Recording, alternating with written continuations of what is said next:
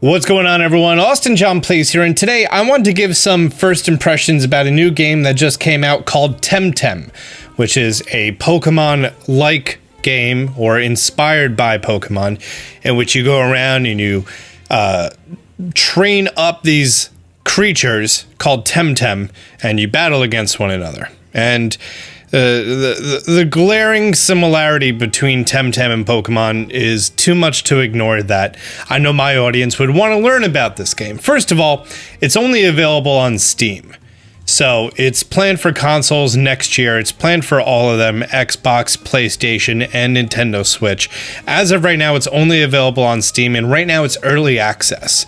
I believe it's $35 on the Steam store if you did want to pick it up. They actually just sent me over a code, and I streamed it today, and well, to be frank, it didn't go well. For the first about 2 hours or so, it was basically the game crashing every time I did something. If I went to go pick up an item in the overworld, or if I went into a battle, or if I encountered a wild Temtem, it was just a very rough experience. However, after about 2 hours of Discord updates and Twitter updates, it got up and running fairly well, and that's kind of where I am. After an hour and a half of playing the game, it did crash, and then I went back in, and then there was a queue of 8,000 people, and after about 10 minutes I was back in, and now the game is actually running pretty smoothly. I've been running the game at 1440p 60 FPS, and then even as high as 144 FPS, and I've had no issues with it whatsoever. They were very transparent about all the server updates that they were working on. I can imagine a room full of people working really diligently as far as how the game was up and running and everything. It supports both keyboard and mouse, as well as if you wanted to do a controller like a Switch controller or a PlayStation or an Xbox or whatever works with Steam big picture mode. Know what I mean? So first of all, the gameplay. Every time that you're in the game in a battle, it's always 2v2 or 2v1. It creates a weird dynamic. Like if you ever did competitive, you always find yourself thinking about how everyone's type effectiveness and the cross attacks between Pokemon would actually do something. Let's take it to another level, because the Temtem sometimes have moves that have like a synergy. So this move right here, Urshiol. If my partner Temtem is a toxic type, then if I were to attack with this attack, it would not only damage it like normal, but it would also poison the opposing Temtem for 4 turns. And there's a bunch of moves like this. So here I have my starter Temtem, which I named Mewtwo because it's floating in the air and it seemed pretty dope. Obviously, they're not called Metapod and Mewtwo. I just decided to name them that. Energy manipulation here, you see, used in combination with the nature ally, it's going to increase the damage, and it gives the exhausted status. And what the exhausted status means is that its stamina meter goes down more. All the Temtem have their actual name or their nickname, their level, their HP, and right below their HP, they have their stamina. And the stamina is unique because, as opposed to Pokemon, you can't just use your most powerful move all the time. Instead, when you go to use a move, there's a certain amount of stamina that's required for it. If your Temtem is overexhausted from using your moves, then you're actually going to damage yourself, and the same goes for the opponent. As you can see right here, I mean, I grind it up a little bit. There is type effectiveness. I used a toxic type move against a water Temtem, and it did double damage, so yeah. In the middle of battle, if you knock out a Temtem, you gain experience, and mid-battle, your Temtem can evolve. They evolve via leveling up, and I'm sure there's other ways as well. This is still just some light first impressions on the game. The graphic style is really beautiful. It's using a very cel-shaded look, very reminiscent, and if you ever played Wind Waker, that applies for all of the opposing, they're not called trainers, tamers. All of the tamers of the Temtem. There we go. The Temtem designs are really creative. I mean, like, this one, a lot of them kind of seem like they're inspired by what Pokemon could be. Like you have this one with these 6 very bug-looking wings coming out of his small body with 2 antennae. It's really dope.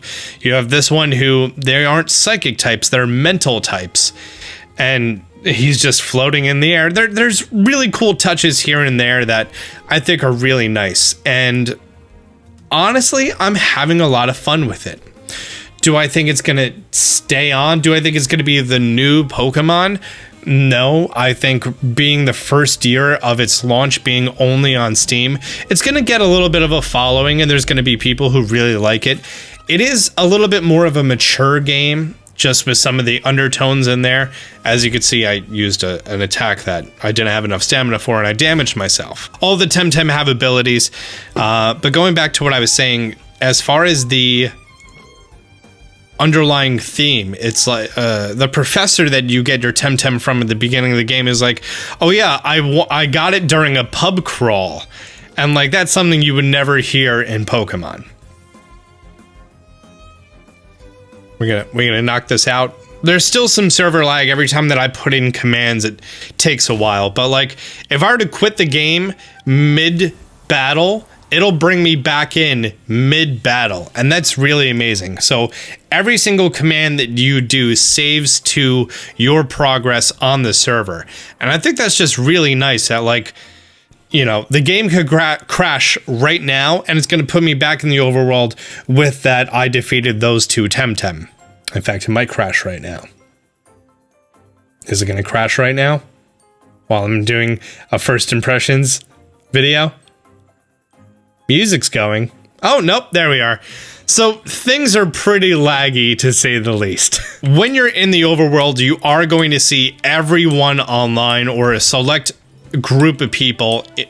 I don't know if it's based locally to your actual physical location or what the deal is. So like this guy right here, he is also in this battle right now with those two guys. And there's like emoticons that I can do for people who are playing online.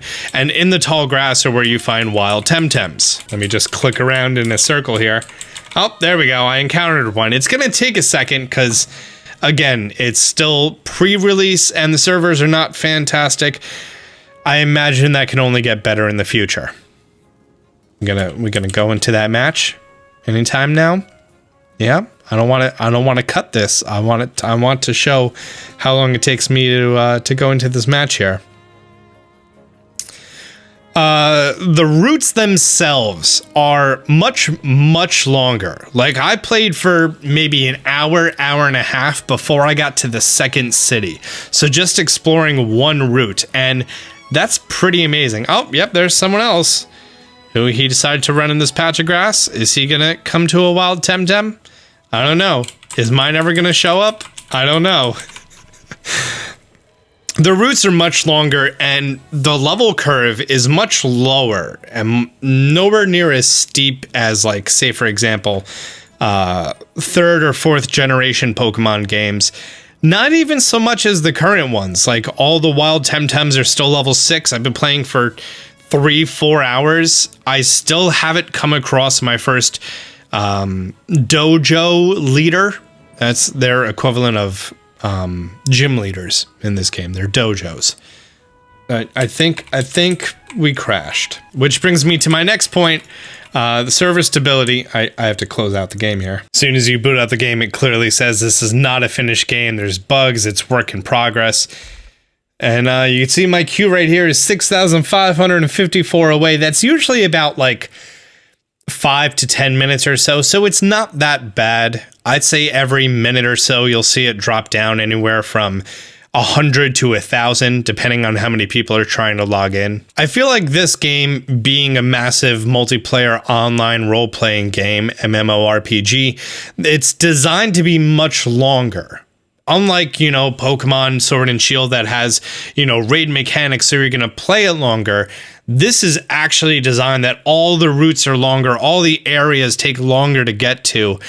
And besides, you know, the server instability, it's designed to be a much longer game. Like, for you to go through what I assume for the full story, It feels like it's going to be more of anywhere from 80 to 120 hours for you to get like high leveled and like do all the bosses and the matches and all the dojos and everything. Instead of Pokemon games that are more like 20 hours and you'll finally hit a point in the level curve that you need to grind for a little bit.